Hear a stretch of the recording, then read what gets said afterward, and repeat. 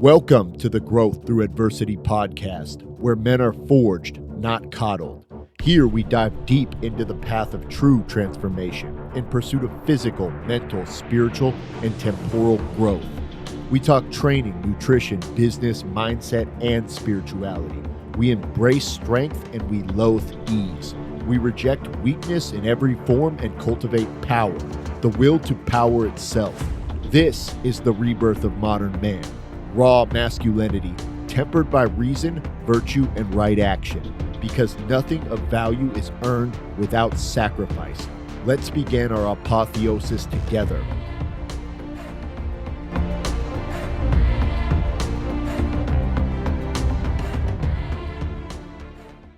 Welcome to another episode of the Growth Through Adversity podcast. This morning we are going to talk about training duration in the gym and how to optimize and maximize your time. I see a lot of people that spend fucking hours in the gym and don't really get any results and don't really make any progress because they're not training with enough intensity and they're not training with enough volume, and they're really just fucking around in the gym and wasting their time. So obviously, I'm pretty used to working with very busy people. Most of my clients are incredibly busy.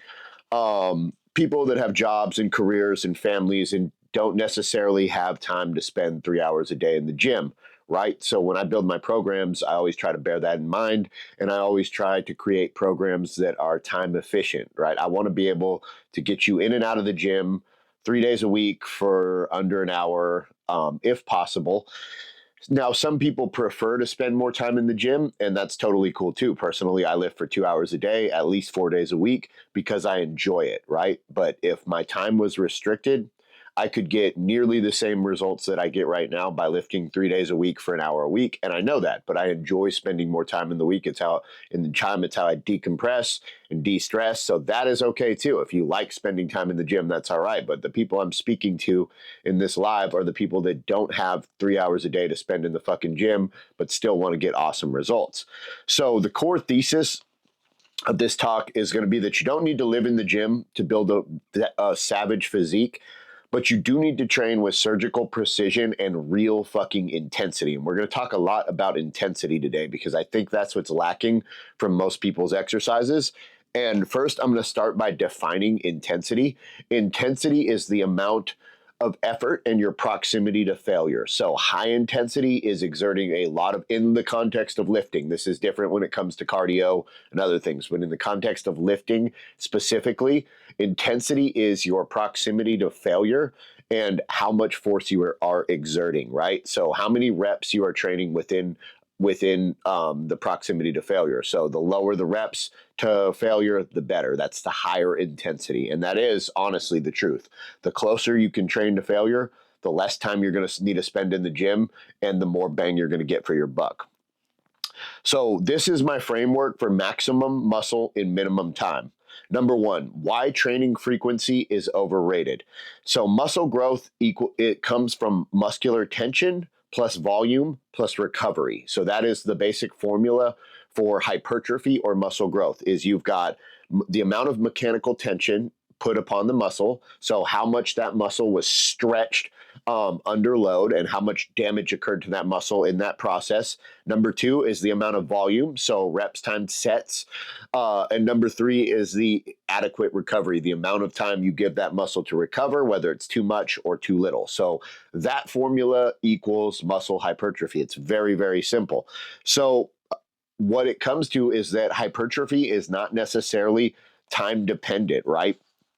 It's tension dependent. So you don't have to spend 3 hours lifting a weight to build your muscles, but you do have to create a lot of muscular tension. So muscular tension comes from a couple of different things. It comes from, number one, it comes from load. The more load that you put on the bar and the more load that your muscle has to fight against, the more tension that muscle is experiencing, the more oppositional force. So if it's stretched out under load, you're holding a really heavy object and you're fighting against that heavy object and you're trying to contract and shorten that muscle, there's a lot of tension being pulled on that muscle because of the weight in your hand. So it's very tension dependent, and tension ultimately comes from load. It can also come from volume. If you lift a weight for more sets and more reps, that is by definition going to add more tension to the muscle. Another way to increase the tension is to decrease the speed of your negatives,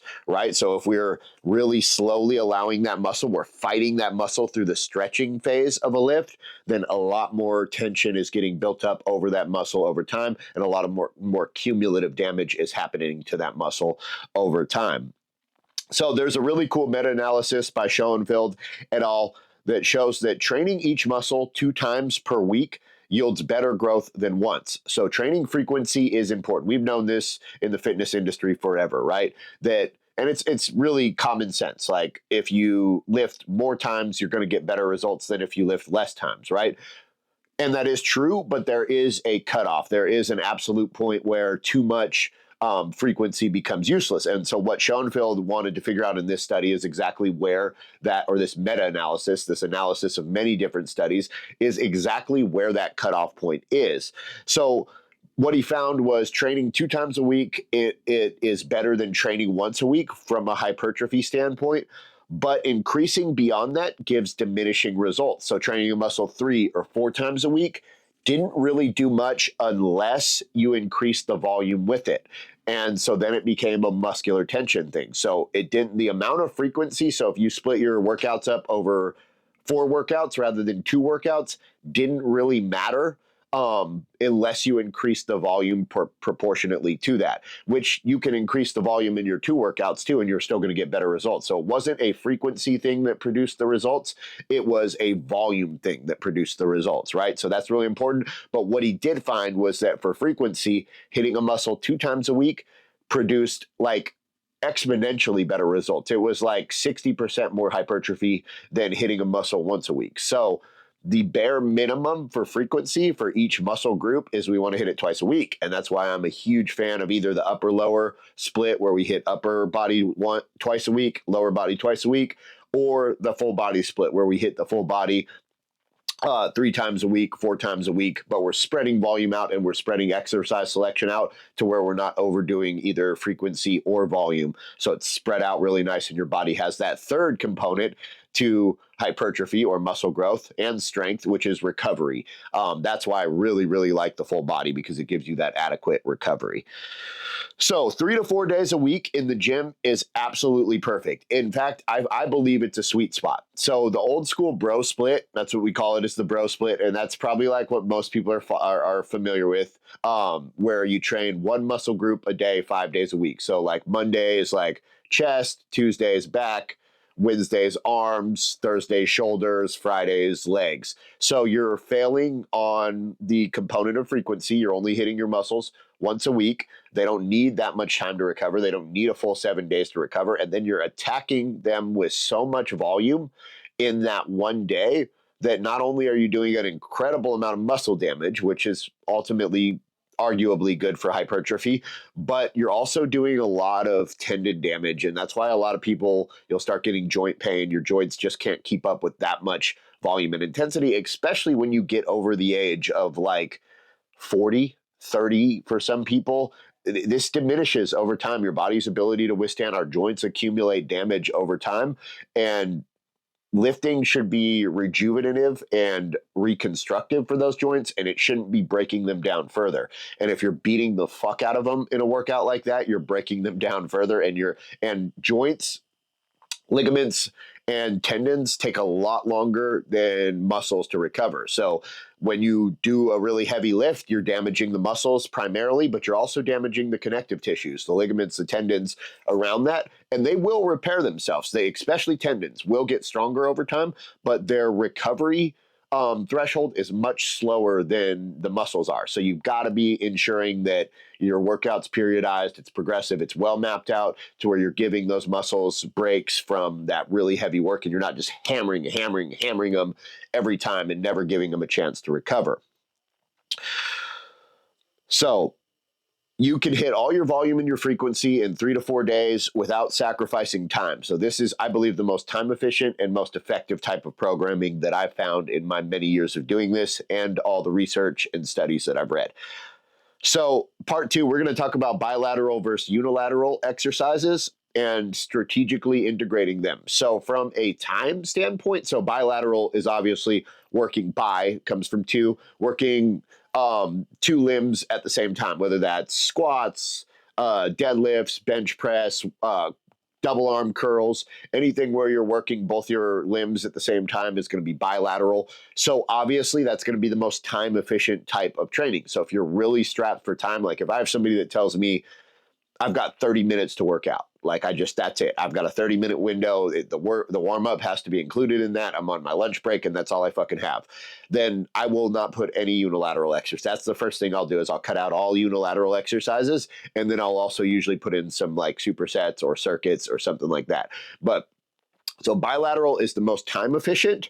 And it maximizes the load and it creates a lot of systemic mechanical tension. So tension, it's a big compound movement. So you're working a lot of muscles at once. You're getting a lot of systemic tension and a lot of systemic fatigue, which is going to be really good for creating what we call global hypertrophy or hypertrophy over many different muscle groups, growth over many different muscle groups at once. And it's very, very time efficient. Now, unilateral lifts, on the other hand, are where we work one limb at a time. So this is things like single leg press, Bulgarian split squats, single leg RDLs, lunges, anything where you're working one limb at a time, single arm dumbbell curls, whatever, where you're working one limb at a time. Now, these improve the muscle recruitment around that joint, and they're really good for isolation and for fixing imbalances in the kinetic chain and creating stability because you're inherently unstabilized. So your body has to use the little stabilizer muscles, which are the muscles that hold your joints together, which are what keep your joints from tearing themselves apart, to stabilize unilateral movements. So it's really good to strengthen those up. And that's why everybody sees lunges and Bulgarian split squats and stuff like that in their programming when they work with me. It's because we want to prevent injury over long term, and we want to build up all those little stabilizers and correct any imbalances in your chain, which everybody has. Everybody that's worked with me, I can guarantee you, can tell you that they have one limb that's stronger than the other. When they do their Bulgarian split squats, one side's easier than the other. When they do their single leg presses, one side's easier than the other. So we want to try to fix that over time because ultimately that's your biomechanics and motor patterns have created a muscle imbalance where one limb is stronger than the other. So that's uneven shear forces on the joints, which can ultimately lead to an injury down the road. We see this a lot in the shoulders and the hips, which are two places that end up getting replaced on a lot of people. And we want to avoid all that if possible. And if we already have pre-existing shoulder, hip, knee injuries, we want to strengthen everything up around those so that's doesn't become a reoccurring chronic type of thing, because that fucking sucks and it will totally disrupt your training. So they are highly efficient for isolation and injury prevention, but they are not time efficient. So you're basically doubling the time that you have to spend in the gym. If you did a exclusively unilateral versus an exclusively bilateral exercises, it would be twice as many sets. So it would take twice as much time. So my rule when I'm building programs, I try to do 70 to 80% of your volume in bilateral exercises, and then the other 20 or 30% in unilateral, just so that we can plug any gaps, prevent injuries, and build good symmetry. But I do want to make sure that we're maximizing our time efficiency so there's not that much unilateral stuff, unless you're like only have dumbbells and you're working out from home, and that's just not really me doing that intentionally. That's just working with what you have. So number 3, effective volume, quality over quantity. This is so fucking finally working. Good. I'm glad. I'm guessing the live is finally working right on. Yeah, and Facebook is finally working too. It was being really weird for a minute there. But so effective volume, quality over quantity. Science-backed hypertrophy range is going to be 10 to 20 sets, hard sets, per muscle per week. So that is the volume that I generally try to program for all of my clients that I work with. And I usually start at the lower end on that, or even a little bit under the lower end when I start people off, and then we'll taper it up to the higher end of that as they get broken over their first like 3 to 6 months. And then we'll work in the higher end of that ranges and find other ways to progressively overload so that they're constantly being challenged and constantly being forced and compelled to grow. So Here's the kicker. Hard is the kicker. I see a lot of people that think that they're getting enough volume, and I observe this. I observe people in the gym all the time, and it's like they think that they're getting enough volume, and technically they are doing enough reps and sets, or a lot of times they're even doing fucking more. They're doing 30 sets, or 30 reps, or I'm sorry, 30 sets per muscle. They're spending fucking 2.5 hours in the gym, but they're not hard sets. They're at 50% intensity. They're leaving 8, 10 reps in reserve. And you're not. And so they wonder why. I've watched them over 3 years and their body hasn't changed at all. They haven't gotten any fucking stronger. And it's because they're missing the most important component, which is the hard. I would rather see you do 2 sets, one warm-up set, and then 2 working sets to failure, or to like 1 RIR, so 1 rep in reserve, 1 rep away from failure. I'd rather see you do 2 sets like that than fucking 10 sets where you're leaving 10 reps in reserve and you're working at like 50% intensity. You're going to get more out of those 2 hard sets than you're going to get out of 10 soft ass weak sets. So hard is really important. So the goal is going to be on for hypertrophy, specifically. Strength's a little different. This is more of a talk on muscle growth. We can do a strength one of these in the future if you guys want. DM me, whatever. But for muscle growth specifically, we're going to want 0 to 2 reps in reserve, RIR. This is going to maximize motor unit recruitment and mechanical tension on the muscle, so it's going to maximize muscle growth. What kills gains is, again, doing 30 fucking junk sets at 50% of effort instead of 10 sets to near failure. It just doesn't make any type of sense. So you've got to find, and the best way to do this, because so there was a study on rats, and I've talked about this, a really cool study on rats. And if you, I can look it up and I can get you a link to it if you're super interested. Shoot me a DM. I've got it somewhere in my laptop. But they basically, so they took these rats and they threw them in a fucking, a fish tank, right? And they let them swim around until they were like starting to flag and starting to sink. And right when they were about to drown, the scientist administering the study lifted the rats out of the water and they let them recover for 24 hours. So the first time it took about 45 minutes before they thought they were totally fatigued and were starting to dip underwater and were starting to drown. And then the scientists lifted them out of water. So they let them rest for 24 to 48 hours. And they threw them back in the fucking tank. Those rats swam for 40 fucking hours on average after that. And the hypothesis was that they knew that they in their minds, they thought they were going to be rescued right on the verge of drowning. So they just never stopped. So their mental fatigue, their mental toughness overruled their body's fatigue because they believed that they were going to be saved. The first time they didn't believe they were going to be saved, so they just gave up. The mind quit before the body really needed to quit. And so the point I'm making here, and the point that I've always gotten from that study, was that our actual point of failure is always much, much further than our brain will tell us. So what you have to do is obviously not on a back squat or a fucking bench press or something that's going to hurt you.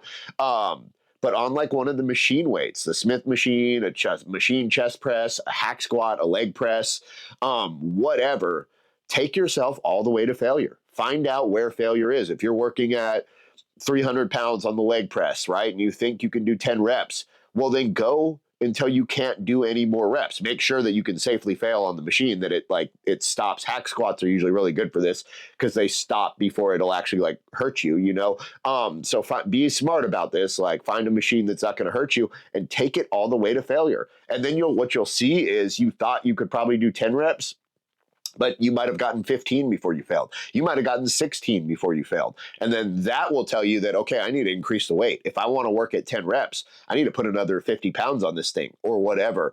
And it will keep you honest and training at maximal intensity, because our minds don't like that much suffering and it doesn't like that much pain, but your body can withstand it and your muscles can withstand it. And then, so use your compound lifts as volume anchors and isolate where needed. So compound lifts should be the big bilateral compound lifts should be where most of our volume comes from. And then use your isolation lifts to just kind of fill in the gaps. Like, those should be your smaller sets. Those should be your less sets. Your barbell back squat, your hack squat, your bench press, your overhead press, all these big compound movements should be your big compound, your volume anchors where you're eating up most of your volume. And then the little stuff is like accessories. So then it's like a couple sets here, a couple sets there to fill in the gaps. If you work with me, you notice that's how the program's structured. And if you don't, I would start applying that into your training because it's going to save you time and it's going to get you better results. And then, oh my God, it's so important. And I have so many of my clients comment on this. Track your fucking progress. Like, track eat everything you do. Track at least your top sets on every exercise and make sure that you're slowly progressing over time, because progressive overload, making stuff more intense over time, is the ultimate driver of muscle growth. So, and if you're not tracking it, you don't know. You're just going into the gym every week and guessing, and that's not going to get you the results that you want. So another way to save time in the gym. So if you're strapped on time, a great way to save it is through supersets. So we're going to pair antagonistic muscles, or muscles that oppose themselves. Think bicep and tricep, think chest and back, any muscle, quads and hamstrings, any muscles that are in opposition of each other. So when one in agonist-antagonist muscle relationships, one muscle has to shorten for the other one to lengthen. So one muscle's resting, one muscle's working. You can always pair those together as supersets. And I do this very commonly on pretty much all my arm exercises are supersets, just because it's so much more time efficient. And I feel like it also, you get a better pump, you get more metabolic stress, and so you get better growth rates from it. But it can really be paired with any antagonistic muscles. So you get the same hypertrophy stimulus in half the time, is basically what it does. It cuts your rest set down, because instead of resting after every exercise, you'll do your bicep curls and then your tricep extensions, and then you'll rest 30 seconds. Then you're right back to your bicep curls, because your biceps were resting while your triceps were working.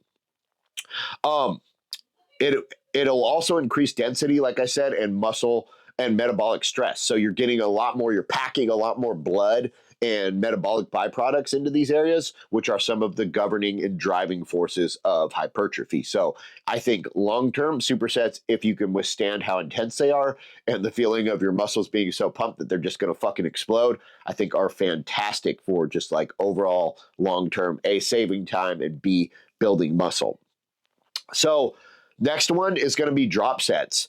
So we'll do like one heavy top set, and then we'll strip a little bit of weight off, and then do one to two more sets like that.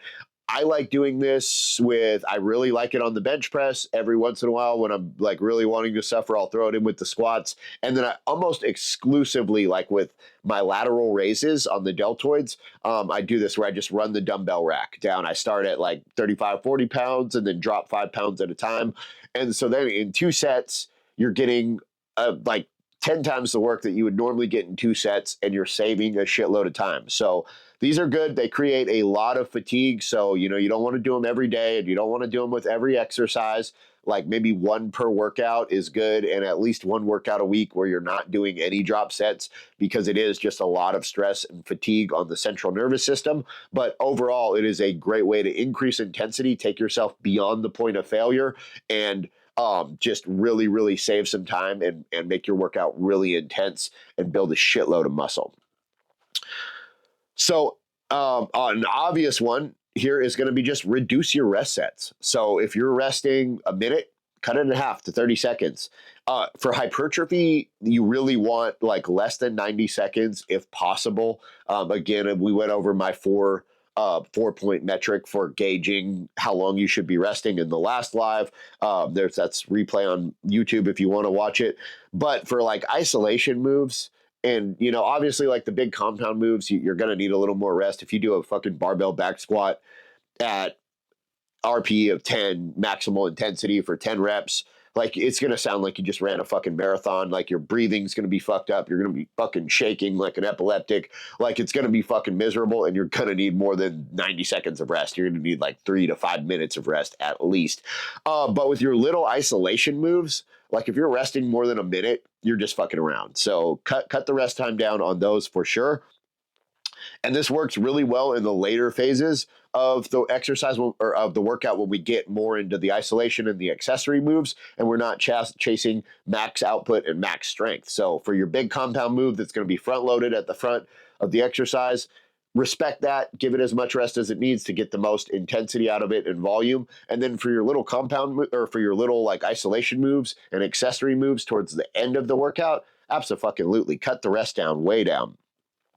So these increased intensity modalities that we just went through, the superset, the drop set, the reduced rest set, are techniques that will increase metabolic stress, cellular swelling, and muscle fiber recruitment, which support growth even with a total lower volume. So these are great ways to reduce the volume of your workout, but still maintain the same amount of growth.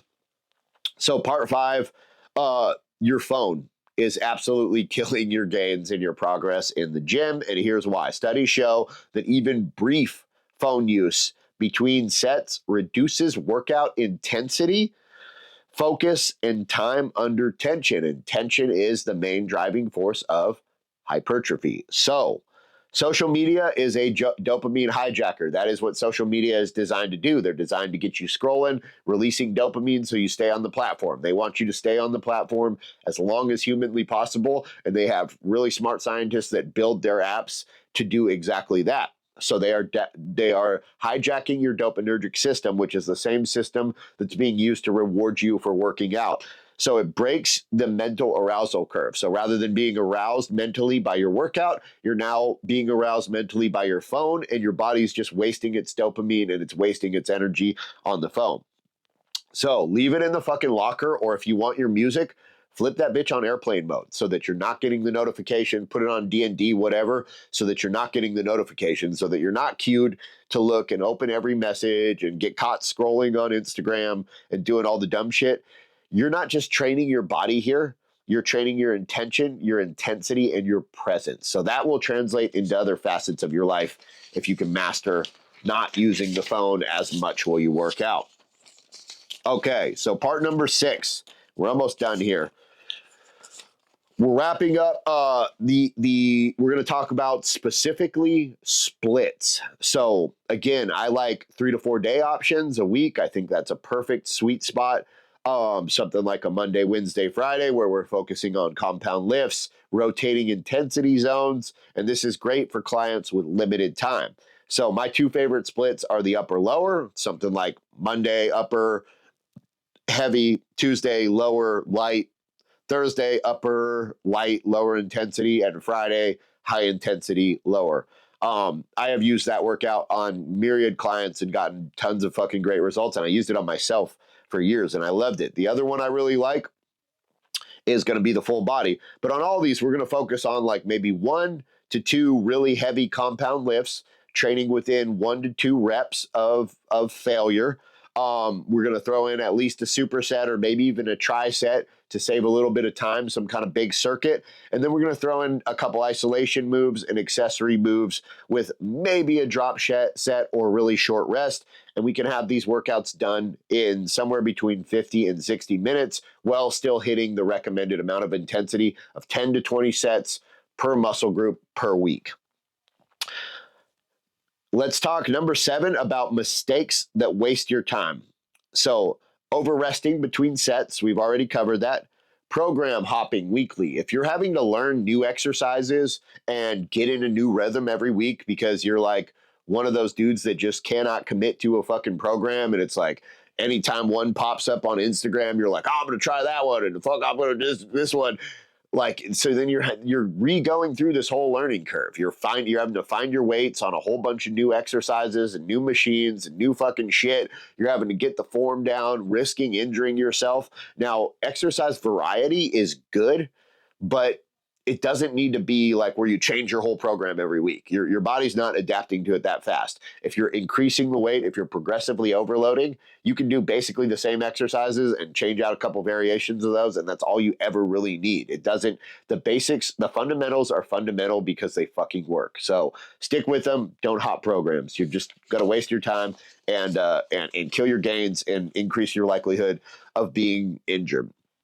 So also training to feel tired instead of training for progress. Or I could frame that in a different way, training to be sore instead of training for progress. If soreness and tiredness are the only metrics that you gauge your workout by, those are arguably the worst metrics. So I just read a study last night, as a matter of fact, that was talking about protein synthesis and its relation to hypertrophy and muscle damage.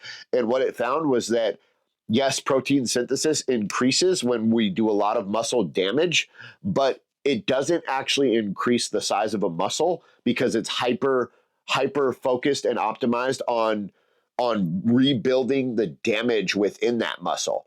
And so you see that in new lifters. And then what it found was once that muscle soreness started going away, as those lifters became more experienced over their 10 to 12 week split, protein synthesis would actually downregulate a little bit, but muscle growth hypertrophy would increase because there was less muscle damage, more muscle tension. And so the protein that was being synthesized into the muscle was being used to regrow new tissue, not repair the tissue that was damaged. So really interesting.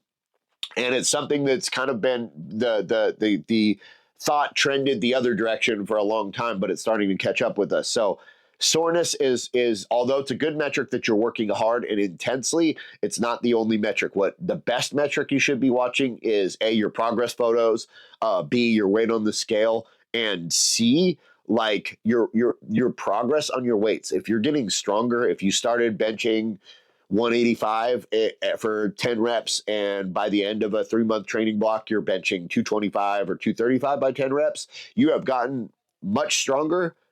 You've grown muscle, 100%, period. That's the only thing that's capable of that happening at that level. So that's something that I like to watch much more. And then obsessing over the perfect exercise selection instead of just executing in consistency. There is no perfect exercise. There is no perfect program. There are tons of them that will fucking work. You just need to commit and execute. So your body doesn't really know what exercise you're doing. What it recognizes is tension, effort, and the adaptation demand of those exercises. So it doesn't matter if it's chest press, bench press, squat, hack squat. Your body doesn't really recognize the actual exercise. It recognizes how hard you're working and how much tension you're putting on the muscle, and therefore how much you're requiring it to adapt. So my client's formula, or the primal method, this is what I use on my clients. So it's 4 elements. Number 1, intensity. I encourage them to work at an RPE of 8 to 10 on nearly every exercise for at least 1 to 2 sets. So we're working near failure. Every rep counts, no fucking fluff, no bullshit. We're there to work. 2, precision, planned volume, tracked lifts, 0 guesswork. I'm measuring the amount of volume programmed into them. I'm counting sets, reps, exercises. It's all measured and it's all progressive and it's all very intelligently periodized to where we're getting adequate amounts of rest with adequate amounts of intensity.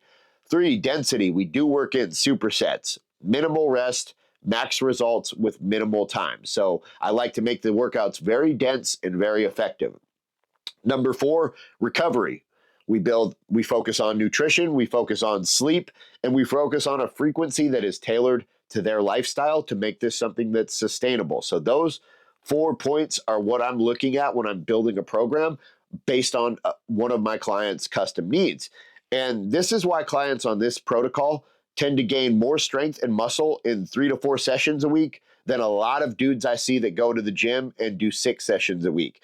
This is why I can see a lot of my clients that are like 3 months into their program have made better progress than a lot of dudes that I see at the gym that have been there for 2 years, because they're not training with adequate intensity and they're just going in there and doing the same shit that doesn't work over and over and over again. And it's almost like sad to watch them for years because it's like the commitment's there, but the programming and the intensity isn't there. So they're not getting the results that they want. And they're just, going to the gym for years for no fucking reason. It makes no sense to me. So all these 4 points are what are going to produce those results that you want. So final words for this is, you don't need to train more. You need to train better. Just think of it like that. It's not necessary. It's quality over quantity. You don't need to live in the gym. You just need to train with purpose. You have to be on a mission and you have to have smart programming that's going to get you where you want to be. So if you're ready to reclaim your body and reclaim your power. If you're interested in talking to me about one-on-one coaching and getting on a program, go ahead and shoot me a DM. I would love to start that conversation, see what we can do for you. And if you're just have some questions or anything about this live that wasn't completely clear, feel free to reach out with DMs. I'm happy to just answer your questions. You don't have to sign up as a client with me, but if you are stuck and you feel like some of this would benefit you, then reach out, man, and let's start that conversation and see what's up. So I'll see you guys next week. I can't remember what we're doing, but it's something cool. If you guys have any requests or for future lives, just go ahead and shoot me a DM here on Instagram or on Facebook. Thank you guys so much. If you have any questions, I'm going to scroll through here real quick. First time on Instagram. Yeah, Facebook was fucking up, Chancey. I don't know what was up with that, but I always do it on both platforms just in case. And then the replay is always posted on the podcast section on my YouTube. I'm looking forward to seeing you get back in the gym too, Chancey. You had that near gnarly plague. Oh, it's not working for you, Adriana. Well, you got onto here, finally working. Good. We were having issues this morning. I'm sorry about that, guys. Listen to you while I'm working out, Adriana. Fuck yeah. Love that. Train better. That's it, Chancey. That's the key.